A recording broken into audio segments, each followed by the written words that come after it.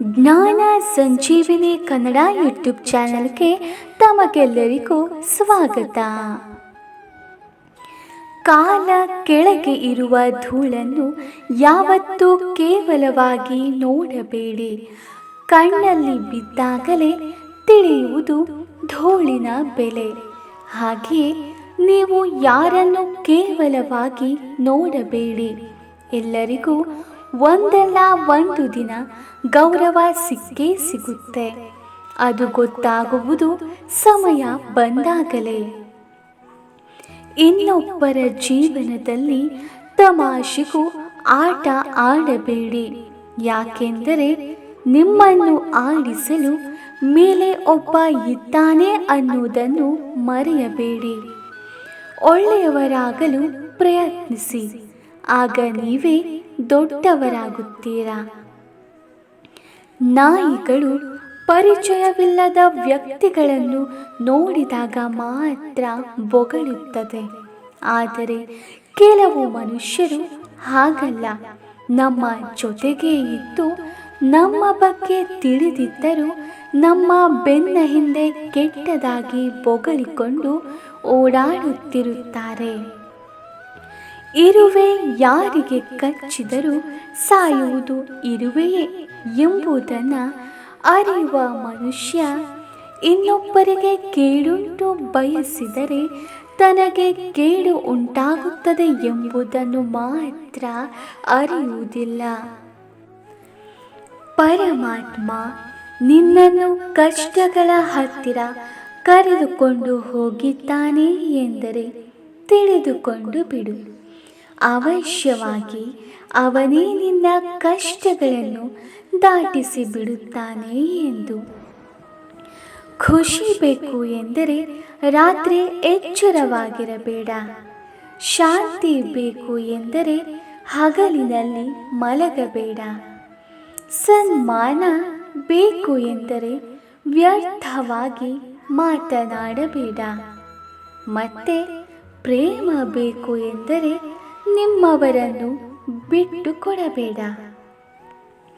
ಬಟ್ಟೆಯನ್ನು ಅಳತೆ ಮಾಡು, ಆದರೆ ಬಟ್ಟೆಯನ್ನು ನೋಡಿ ಮನುಷ್ಯನನ್ನು ಅಳೆಯಬೇಡ. ಮನುಷ್ಯನಲ್ಲಿ ಹಣ ಇಲ್ಲದಿದ್ದರೂ ಅವನದ್ದೇ ಆದ ಸ್ವಾಭಿಮಾನ ಗುಣ ಇರುತ್ತೆ. ಸಂಪತ್ತಿನ ಬೆಲೆಯೇ ಬೇರೆ, ಸಂಸ್ಕಾರದ ಬೆಲೆಯೇ ಬೇರೆ. ಕೈಯಿಂದ ಎಸೆದ ಕಲ್ಲು 100 ಅಡಿ ದೂರ ಹೋಗಿ ಬೀಳುತ್ತೆ. ಬಂದೂಕಿನಿಂದ ಹೊರಟ ಗುಂಡು 1000 ಮೈಲಿ ದೂರ ಹೋಗಿ ಬೀಳುತ್ತೆ. ಆದರೆ ಹಸಿದವನಿಗೆ ಕೊಟ್ಟ ರೊಟ್ಟಿಯ ತುಂಡು ಸ್ವರ್ಗದ ಬಾಗಿಲಿನವರೆಗೂ ಹೋಗುತ್ತದೆ. ನಮ್ಮ ಸಾಧನೆ ಹೇಗಿರಬೇಕು ಎಂದರೆ ನಮ್ಮ ಯೋಗ್ಯತೆಯ ಬಗ್ಗೆ ಅವಮಾನ ಪಟ್ಟವರೆಲ್ಲ ನಮ್ಮನ್ನು ಮಾತನಾಡಿಸುವ ಮೊದಲು ತಮ್ಮ ಯೋಗ್ಯತೆಯ ಬಗ್ಗೆ ಯೋಚಿಸುವಂತೆ ಇರಬೇಕು. ಜೀವನದಲ್ಲಿ ನೀವು ಬಯಸಿದ್ದೆಲ್ಲ ಸಿಗಬೇಕು ಎಂದರೆ 2 ತಪ್ಪುಗಳನ್ನು ಯಾವತ್ತೂ ಮಾಡಬೇಡಿ. ಅತಿಯಾಗಿ ಯಾರನ್ನು ನಂಬಬೇಡಿ. ನಿಮ್ಮ ಕೆಲಸವನ್ನು ನೀವು ಮನಸ್ಸಿಟ್ಟು ಮಾಡಿ. ಮನೆಯಲ್ಲಿ ಕೋಟಿ ಇದ್ದರೂ ಹಿರಿಯರ ಕಣ್ಣೊಡನೆ ಕಾಲಿಗೆ ಬೀಳುವುದು ಸಂಸ್ಕಾರ. ಎಷ್ಟೇ ಆಧುನಿಕತೆ ಬಂದರೂ ಹಣೆಯ ಮೇಲಿನ ಬೊಟ್ಟು ಸಂಸ್ಕಾರ. ಎಷ್ಟೇ ಉನ್ನತ ಮಟ್ಟದ ವಿದ್ಯಾಭ್ಯಾಸ ಕಲಿತರೂ ಗುರುಗಳನ್ನು ಕಂಡಾಗ ತೋರುವ ಭಯ ಭಕ್ತಿ ಅದುವೇ ಸಂಸ್ಕಾರ. ಮೌನ ಮನಸ್ಸನ್ನು ಶುದ್ಧಿ ಮಾಡುತ್ತೆ. ಸ್ನಾನ ದೇಹವನ್ನು ಶುದ್ಧಿ ಮಾಡುತ್ತೆ. ಧ್ಯಾನ ಬುದ್ಧಿಯನ್ನು ಶುದ್ಧಿ ಮಾಡುತ್ತೆ. ಪ್ರಾರ್ಥನೆ ಆತ್ಮವನ್ನು ಶುದ್ಧಿ ಮಾಡುತ್ತೆ.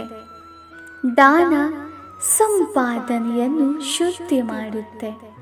ಉಪವಾಸ ಆರೋಗ್ಯವನ್ನು ಶುದ್ಧಿ ಮಾಡುತ್ತೆ. ಕ್ಷಮೆ ಸಂಬಂಧವನ್ನು ಶುದ್ಧಿ ಮಾಡುತ್ತೆ. ಜೀವನದಲ್ಲಿ ಯಾವುದಕ್ಕೂ ಚಿಂತೆ ಮಾಡಿ ಕೊರಗಬಾರದು.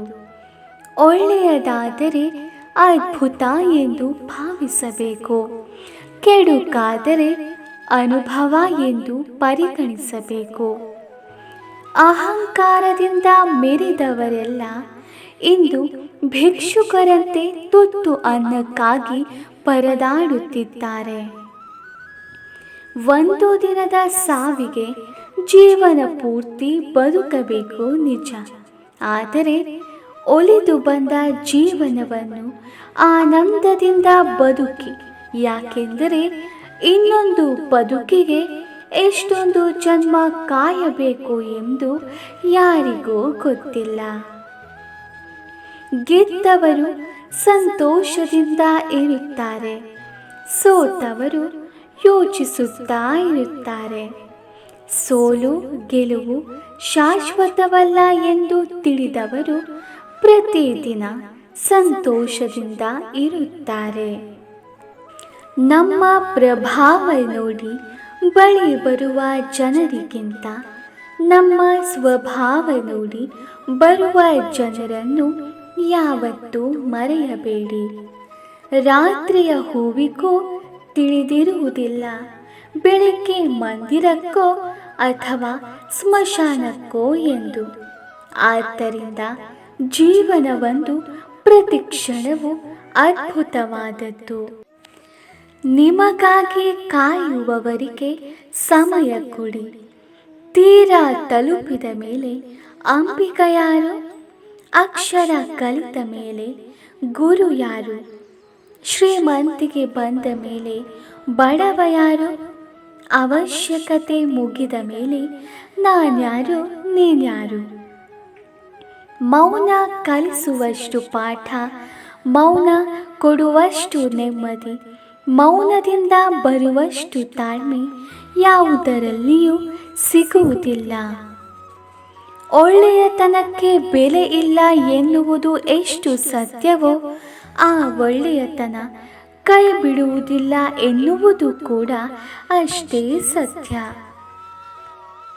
ಶ್ರೀಕೃಷ್ಣನ ಇನ್ನಷ್ಟು ನುಡಿಗಳಿಗಾಗಿ ನಮ್ಮ ಚಾನೆಲನ್ನು ಸಬ್ಸ್ಕ್ರೈಬ್ ಮಾಡಿ, ಹಾಗೆ ಪಕ್ಕದಲ್ಲಿರುವ ಬೆಲ್ ಬಟನ್ ಅನ್ನು ಕ್ಲಿಕ್ ಮಾಡಿ. ಧನ್ಯವಾದಗಳು. ಎಲ್ರಿಗೂ ಒಳ್ಳೆಯದಾಗಲಿ. ಜೈ ಶ್ರೀಕೃಷ್ಣ.